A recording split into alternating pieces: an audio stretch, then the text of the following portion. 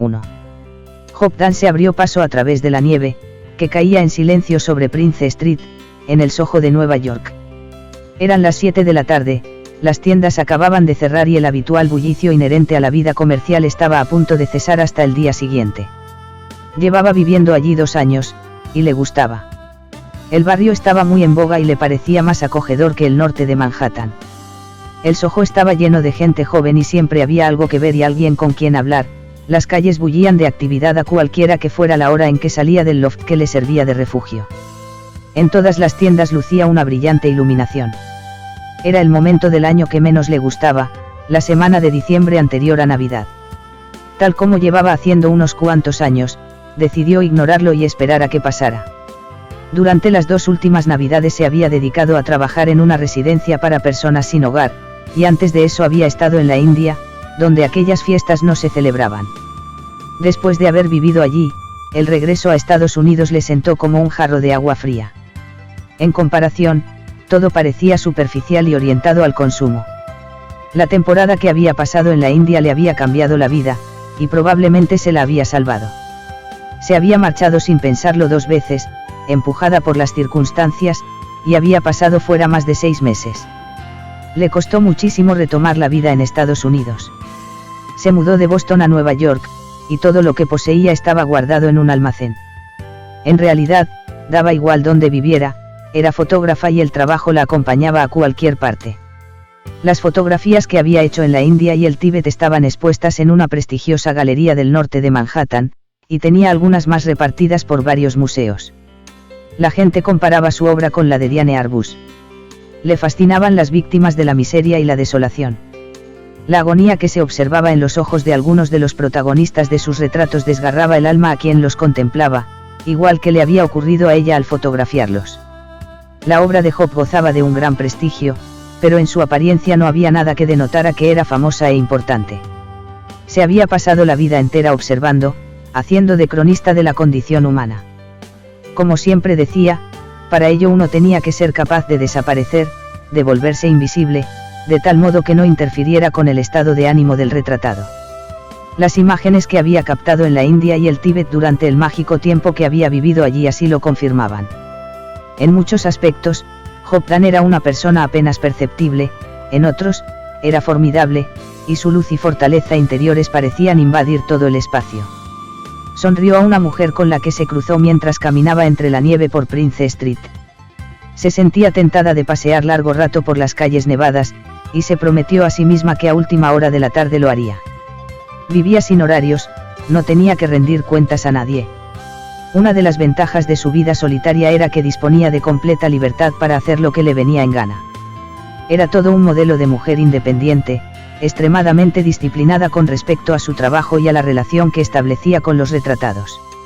A veces cogía el metro y se trasladaba a Harlem, y una vez allí vagaba por las calles en vaqueros y camiseta fotografiando a niños. Había pasado algún tiempo en Sudamérica, y también allí se había dedicado a fotografiar a niños y ancianos. Iba allá donde la llevaba el corazón, y en la actualidad aceptaba muy pocos encargos comerciales. Claro que seguía haciendo algún que otro reportaje de moda para Vogue si el formato se salía de lo corriente. Sin embargo, la mayoría de los trabajos que realizaba para revistas consistían en retratos de personajes importantes que consideraba interesantes y que merecían la pena. Había publicado un destacado libro de retratos y otro de imágenes de niños, y pronto saldría el tercero con las fotografías tomadas en la India. Era afortunada por poder dedicarse a lo que le gustaba. Tenía la posibilidad de elegir entre las muchas propuestas que recibía. Y, aunque disfrutaba mucho con ello, en la actualidad solo realizaba retratos por encargo 1 o 2 veces al año. Por el contrario, cada vez estaba más centrada en las fotografías que hacía estando de viaje o por la calle. Hope era una mujer menuda con el cutis de porcelana y el pelo negro azabache.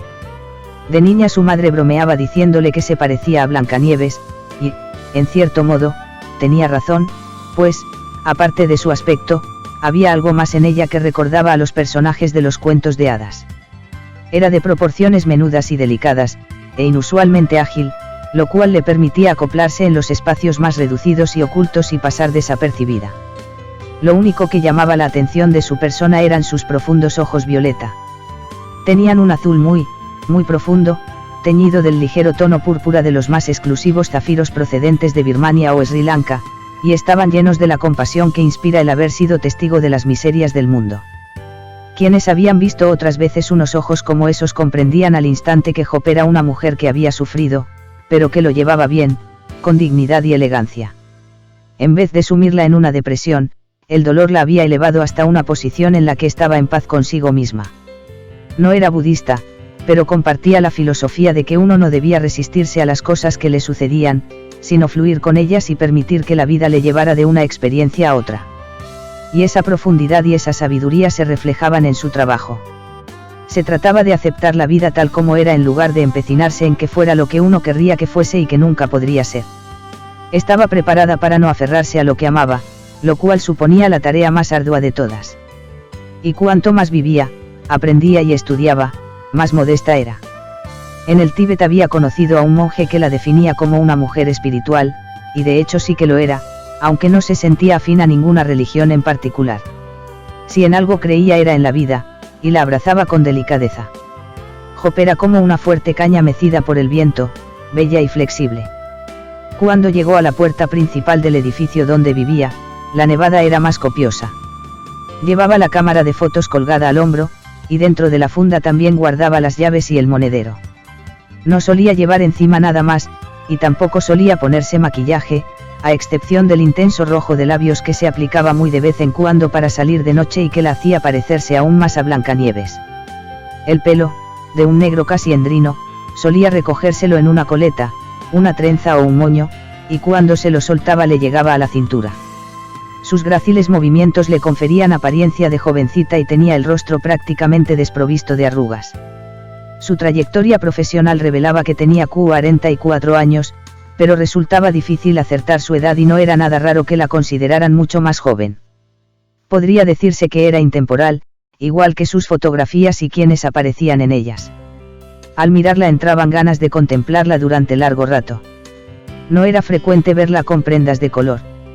Casi siempre vestía de negro para no distraer a los retratados, o de blanco, en los lugares de clima cálido. Tras abrir la puerta y entrar en la portería, subió saltando los escalones hasta el tercer piso.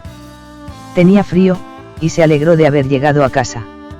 Allí se estaba mucho más calentito que en la calle, a pesar de que los techos eran altos y de que a veces el viento se colaba por los grandes ventanales.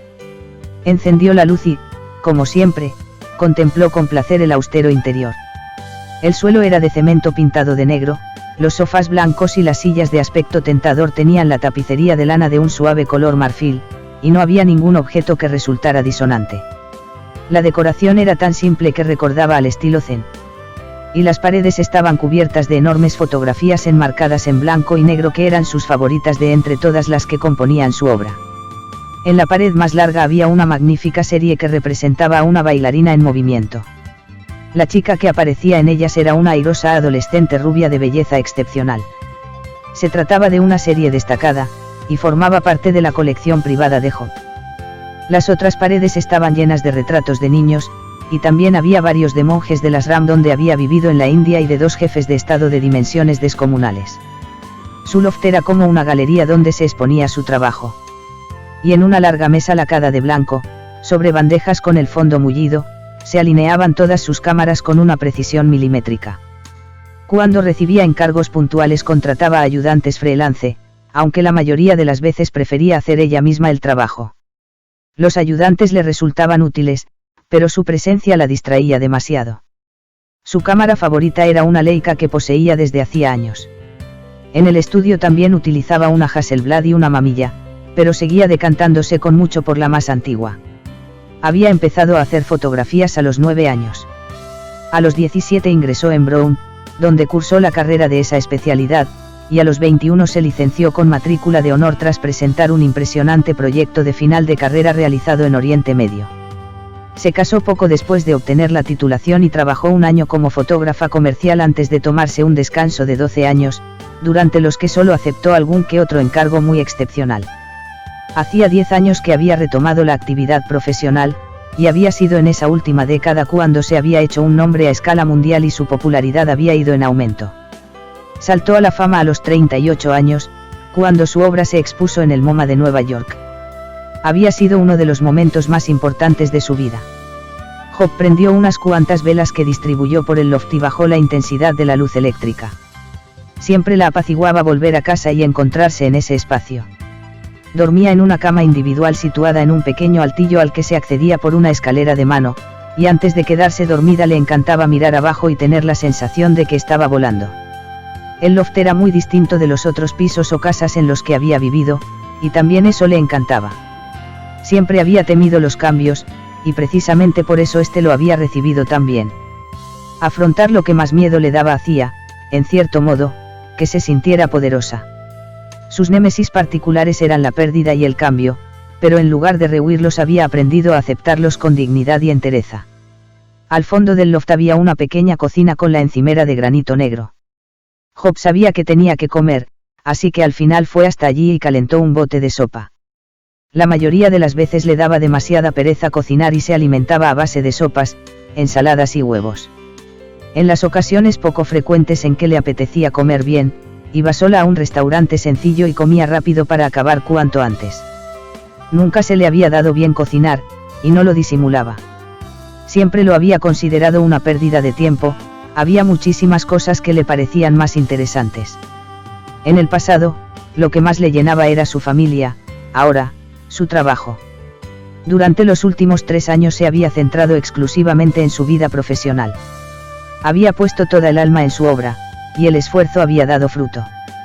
Job se estaba comiendo la sopa mientras contemplaba la nevada cuando sonó su teléfono móvil y tuvo que dejar el tazón a un lado para desenterrar el aparato del fondo de la funda de la cámara. No esperaba ninguna llamada, y sonrió al oír la voz familiar de su representante, Mark Webber. Hacía bastante tiempo que no tenía noticias suyas. A ver, ¿por dónde andas? ¿En qué zona horaria te encuentras? Te he despertado. En respuesta, Job se echó a reír y se recostó en el sofá con cara alegre. Mark llevaba 10 años siendo su representante, desde que retomó la actividad profesional. Solía presionarla para que aceptara encargos comerciales, pero también mostraba un profundo respeto por sus obras más artísticas. Siempre le decía que un día se convertiría en una de las fotógrafas de Estados Unidos más importantes de su generación, y en muchos aspectos ya lo era, y gozaba de gran prestigio tanto entre sus compañeros de profesión como entre los conservadores y galeristas. Estoy en Nueva York, dijo sonriendo. Y no me has despertado. ¡Qué decepción! Te hacía en Nepal, Vietnam o algún otro país desagradable y peligroso. Me sorprende que estés aquí. Mark sabía cuánto detestaba Job las Navidades y conocía las razones que tenía para ello. Eran razones de peso. Pero Job era una mujer excepcional, alguien que siempre salía adelante, y también era una buena amiga. Le inspiraba una simpatía y una admiración enormes. Supongo que me quedaré algún tiempo por aquí. Estaba contemplando la nieve, hay un panorama precioso. Es posible que más tarde salga a hacer unas cuantas fotos, de esas que parecen postales antiguas. Mira que en la calle hace un frío que pela, advirtió él. No vayas a resfriarte. Mark era una de las pocas personas que se preocupaban por ella, y su interés conmovía a Job. En los últimos años había cambiado de domicilio demasiadas veces para mantener el contacto con sus viejos amigos. Después de terminar la universidad se quedó a vivir en Boston, pero tras el viaje a la India decidió trasladarse a Nueva York. Job siempre había sido una persona solitaria, pero últimamente se había encerrado aún más en sí misma, lo cual preocupaba a Mark. Sin embargo, ella parecía satisfecha con la vida que llevaba. Acabo de llegar a casa, lo tranquilizó, y me he preparado una sopa de pollo. Mi abuela te diría que haces bien, respondió él con otra sonrisa. ¿Qué planes tienes? Sabía que no tenía trabajo porque él no había recibido ningún encargo. Ninguno en particular. Me estaba planteando pasar las Navidades en la casa de Cabo Cod. El paisaje está precioso en esta época del año. ¡Qué perspectiva tan alegre! Solo a ti se te ocurriría considerarlo un paisaje precioso, a cualquier otra persona que fuera allí en esta época del año le entrarían ganas de suicidarse. Tengo una idea mejor. Mark adoptó su tono de, te propongo un trato, y Job se echó a reír. Lo conocía muy bien, y también le inspiraba mucha simpatía. ¿Cuál? ¿Qué muerto te estás planteando endosarme, Mark? Un reportaje de Las Vegas en Nochebuena. Ambos se echaron a reír ante la idea. De vez en cuando Mark le salía con alguna propuesta disparatada y ella casi siempre la rechazaba. Pero él tenía que intentarlo. Siempre prometía a los clientes potenciales que lo haría. No, aunque pasar las Navidades en Las Vegas se me antoja divertido. Los dos sabían que a Mark le encantaban los juegos de azar, y que de vez en cuando se dejaba caer por Las Vegas o Atlantic City. De hecho, se trata de un encargo decente y muy respetable. Hoy hemos recibido una llamada de una importante editorial. Su autor estrella quiere un retrato para la solapa de su última novela. Todavía no ha entregado el manuscrito, pero lo hará de un momento a otro y la editorial necesita ya la fotografía para poder imprimir el catálogo y completar el diseño de la edición de cara a la publicidad avanzada que suele hacerse. Es un trabajo serio y legítimo. El único problema es que el plazo es muy ajustado. Tendrían que haberlo pensado antes. ¿Para cuándo quieren el retrato?, preguntó Job sin definirse, y mientras aguardaba la respuesta se tumbó en el sofá tapizado de lana blanca. Necesitan disponer de él la semana que viene para cumplir con las fechas de producción. Eso significa que deberías hacer el trabajo alrededor de Navidad. El escritor ha pedido que te encargues tú personalmente, dice que no aceptará a ningún otro fotógrafo. Por lo menos tiene buen gusto. Y los honorarios no están nada mal. El tipo es toda una figura. ¿De quién se trata? El representante de Job sabía que la respuesta a esa pregunta repercutiría en su decisión, y dudó antes de pronunciar el nombre. Se trataba de un personaje importante, había ganado el National Book Award, el premio literario más prestigioso de Estados Unidos, y sus obras siempre ocupaban los primeros puestos de las listas de ventas. Con todo, el tipo era un tanto camaleónico y a menudo aparecía en la prensa acompañado de bellezas. Mark no sabía si a Job le haría gracia retratarlo, sobre todo si se comportaba con grosería, y no descartaba que lo hiciera. De hecho, el hombre no le ofrecía ninguna garantía, y Job prefería trabajar con personas serias. Finn O'Neill, respondió sin más, y esperó su reacción. No quería influenciarla ni desanimarla. Lo que decidiese era cosa suya, y encontraría la mar de razonable que se negara a aceptar la propuesta, pues la había recibido con muy poco tiempo de antelación y además era la semana de Navidad. He leído su última novela, dijo con interés.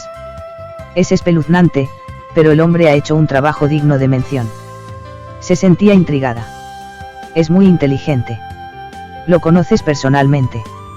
La verdad es que no lo he tratado, aunque he coincidido con él en algunas fiestas, aquí y en Londres. Me parece un personaje carismático, y creo que tiene cierta debilidad por las mujeres guapas y las jovencitas. En ese caso no tengo nada que temer, respondió ella echándose a reír. Intentaba recordar qué aspecto tenía el escritor en la contracubierta del libro que había leído, pero no lo logró. No estés tan segura, aparentas la mitad de los años que tienes. Pero sabrás defenderte, eso no me preocupa. Lo que no tenía claro era que te apeteciera ir a Londres en esta época del año. Claro que, por otra parte, el plan se me antoja bastante menos deprimente que pasar la Navidad en Cabo Cod, así que a lo mejor incluso te viene bien. Viajarás en primera clase con todos los gastos pagados y te alojarás en el Claridge's. Él vive en Irlanda, pero tiene un piso en Londres y ahora está allí. Qué lástima, respondió ella, decepcionada. Preferiría fotografiarlo en Irlanda, sería bastante más original. No creo que tengas elección, él quiere que sea en Londres. El trabajo no te llevará más de un día, así que aún llegarás a tiempo de acabar de pasar las fiestas en Cabo Cod y deprimirte del todo. Tal vez para Año Nuevo. El comentario hizo reír a Job, y se planteó aceptar el encargo. La cosa tenía su gracia, Finn O'Neill era un escritor de renombre y seguro que la sesión de fotos sería interesante. Estaba molesta porque no recordaba su rostro. Bueno, ¿qué te parece? Por lo menos no había rechazado la propuesta de plano, y Mark creía que el trabajo podía hacerle bien, sobre todo si el plan alternativo consistía en pasar las fiestas sola en Cabo Cod. Job tenía una casa allí y solía ir en verano desde hacía años. Le encantaba el sitio. ¿Y a ti? Job siempre escuchaba los consejos de Mark, aunque a veces no le hiciera caso. Pero por lo menos le pedía opinión, cosa que otros clientes no hacían nunca. Creo que deberías aceptar el encargo. O'Neill es interesante y famoso, es una persona respetable. Además, llevas mucho tiempo sin hacer ningún retrato, y no puedes pasarte la vida fotografiando a monjes y mendigos, dijo Mark en tono liviano. Sí, puede que tengas razón. Parecía pensativa. Seguía gustándole mucho hacer retratos si el cliente resultaba enigmático, y sin duda ese era el caso de Finn O'Neill. ¿Puedes conseguirme algún ayudante allí? No necesito que me acompañe nadie en particular. Job no era demasiado exigente. Me encargaré de ello, no te preocupes. Mark contuvo la respiración, aguardando a oír que aceptaba el encargo. Creía que debía hacerlo, y lo más gracioso era que la propia Job también lo creía. Temía la llegada de las fiestas navideñas, a las que siempre había tenido aversión, y un viaje a Londres representaba una distracción de lo más oportuna, sobre todo en sus circunstancias actuales. De acuerdo, lo haré. ¿Cuándo crees que debería partir? Yo diría que cuanto antes, para que te dé tiempo de terminar antes del día de Navidad. Por un momento se le había olvidado que eso a ella le daba completamente igual. Podría salir mañana por la noche. Antes tengo que zanjar algunos asuntos por aquí, y prometí llamar al conservador del MoMA. Puedo coger un vuelo nocturno y dormir en el avión. Perfecto. Se lo diré a los de la editorial. Les pediré que se encarguen de tenerlo todo a punto, y te buscaré un ayudante. Nunca le costaba encontrar quien la ayudara. Los fotógrafos en ciernes se morían por trabajar con Job Dan. Tenía fama de ser una persona llana, y se la había ganado a pulso. Era una fotógrafa de trato agradable, muy profesional y no exigía demasiado a los demás. Y lo que los estudiantes y los principiantes aprendían de ella no tenía precio. El hecho de haber trabajado para Job como ayudante freelance, aunque solo fuera un día, destacaba mucho en el currículo. ¿Cuánto tiempo quieres quedarte? No lo sé, respondió ella pensándolo. Unos cuantos días, no quiero andar con prisas. No sé cómo se comporta O'Neill ante la cámara, puede que tarde un día o dos en relajarse. Resérvame alojamiento para 4 días. Ya veré qué tal van las cosas sobre la marcha, pero por lo menos así tendremos tiempo de sobra. En cuanto terminemos, me marcharé. Eso está hecho. Me alegro de que hayas aceptado el trabajo, confesó él en tono caluroso. Además, Londres resulta muy entretenido en esta época del año. Las calles están llenas de adornos y lucecitas, los ingleses no son tan políticamente correctos como nosotros, ellos aún creen en la Navidad. En Estados Unidos la palabra, Navidad, se estaba convirtiendo en un tabú. Me gusta el clarichese, dijo ella contenta, y de repente se puso más seria. Puede que aproveche para ver a Paul, si es que está en la ciudad. No sé muy bien por dónde anda, hace mucho tiempo que no hablo con él. Resultaba irónico pensar que habían estado casados 21 años y ahora no sabía siquiera dónde estaba. Últimamente su vida le recordaba al proverbio chino, antes era antes y ahora es ahora. No cabía duda, y menuda diferencia. ¿Qué tal se encuentra?, preguntó Mark con amabilidad. Sabía que para Job ese era un tema delicado, pero para haber sufrido tantas dificultades, la verdad era que se había adaptado muy bien. En su opinión, Job era la personificación del espíritu deportivo y la calidad humana. Pocas personas llevarían sus circunstancias tan bien como ella. Creo que más o menos igual que siempre, dijo respondiendo a la pregunta de Mark sobre su exmarido. Está siguiendo no sé qué tratamiento experimental de Harvard, y parece que le va bastante bien. Llamaré a la editorial y les diré que te harás cargo del trabajo, concluyó él cambiando de tema. Nunca sabía qué decirle sobre Paul, aunque lo cierto era que Job siempre se lo tomaba bien. Era consciente de que seguía amándolo, pero había aceptado lo que el destino le tenía deparado. Nunca se la veía resentida o enfadada, Mark no sabía cómo se las arreglaba. Volveré a llamarte mañana para darte más detalles, le prometió, y al cabo de un momento pusieron fin a la conversación. Job introdujo el tazón de la sopa en el lavavajillas y se asomó a la ventana para contemplar la nieve, que caía a ritmo constante. Ya había un grueso de varios centímetros, y eso le hizo pensar en Londres. La última vez que había estado allí también nevaba y el paisaje parecía una postal navideña. Se preguntó si Paul se encontraría en la ciudad en esos momentos, pero decidió no llamarlo hasta que estuviera allí por si había algún cambio de planes, y además no sabía de cuánto tiempo libre dispondría. No quería quedar con él el día de Navidad y arriesgarse a que alguno de los dos sufriera un bajón de ánimo, eso sí que quería evitarlo por encima de todo. Ahora eran buenos amigos, él sabía que podía contar con ella si la necesitaba, aunque Job también era consciente de que el orgullo le impediría llamarla. Si se veían, ambos se cuidarían de mantener las cosas en un plano superficial, que era lo mejor que podían hacer. Había cosas de las que resultaba demasiado doloroso hablar, y no servía de nada hacerlo. Mientras permanecía junto a la ventana, Job observó a un hombre que caminaba dejando las huellas en la nieve, seguido de una anciana que andaba dando resbalones y traspiés mientras intentaba pasear a su perro. No pudo resistir la tentación. Se puso el abrigo y las botas y salió de nuevo a la calle llevando en el bolsillo la Leica en lugar de una de las flamantes cámaras más modernas que todo fotógrafo codicía vea, pero que, aunque también formaban parte de su colección, no eran sus favoritas. Ella prefería su vieja cámara, una fiel amiga que siempre le había hecho un buen servicio. Al cabo de 10 minutos caminaba sin rumbo, rodeada de nieve por todas partes, buscando escenas dignas de fotografiar. Sin pensarlo, se encontró en la boca del metro y bajó corriendo la escalera. Acababa de ocurrírsele una idea. Quería captar algunas imágenes de Central Park en plena noche, y después iría a algunos de los barrios más conflictivos del West Side. La nieve tenía la capacidad de suavizar los semblantes y ablandar los corazones. Para Job la noche era joven, y podía pasarla perfectamente en la calle si se sentía con ánimos. Esa era una de las ventajas que había descubierto que tenía vivir sola. Podía trabajar siempre que quería y durante el tiempo que le apetecía, y no tenía por qué sentirse culpable. En casa no la esperaba nadie. A las 3 de la madrugada estaba de nuevo enfilando Prince Street y sonreía para sus adentros, satisfecha del trabajo que había hecho durante la noche. Paró de nevar justo cuando entraba en el portal de su edificio, y subió la escalera hasta la planta en la que se encontraba su loft. Una vez allí, se despojó del abrigo mojado y lo dejó en la cocina mientras se recordaba a sí misma que por la mañana tenía que hacer las maletas para ir a Londres. Al cabo de 5 minutos se había enfundado el cálido camisón y se estaba arrebujando en la cama individual situada en el altillo, y en cuanto posó la cabeza en la almohada se quedó dormida. Había sido una noche muy agradable y muy productiva. 2. Cuando Job llegó al aeropuerto, el vuelo con destino a Londres se preveía ya con 2 horas de retraso. Llevaba las cámaras en el equipaje de mano, y estuvo sentada leyendo en la sala destinada a los pasajeros de primera clase hasta que anunciaron el embarque.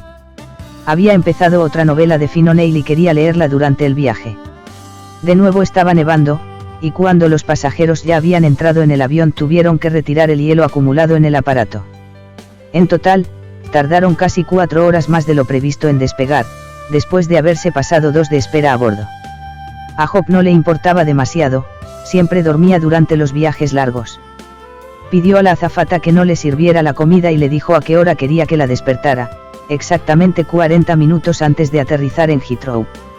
Así le daría tiempo de tomar un café y un croissant antes de que iniciaran el descenso, y también de lavarse los dientes y cepillarse el pelo. Era todo cuanto necesitaba para estar en condiciones de pasar por el puesto de control y llegar hasta el hotel.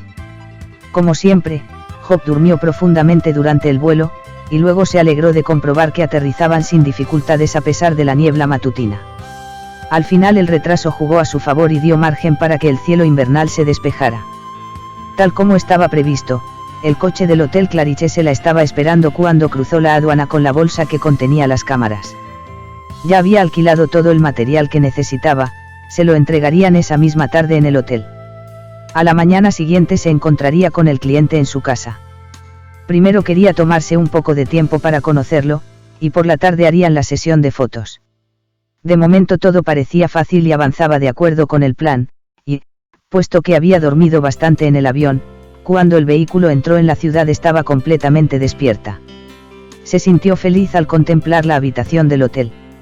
Era una de las suites más bellas del Claridge's, pintada de un rojo coral intenso, con telas de estampados florales, muebles antiguos de estilo inglés y láminas enmarcadas colgadas en las paredes.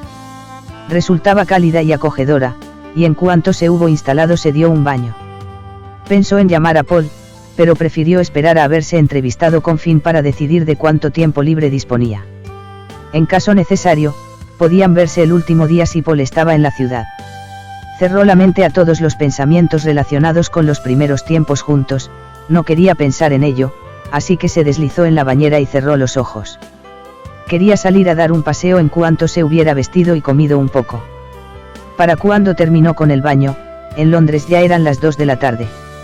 Acababa de llamar al servicio de habitaciones para encargar que le subieran una tortilla y un tazón de sopa cuando recibió el material que había alquilado, y a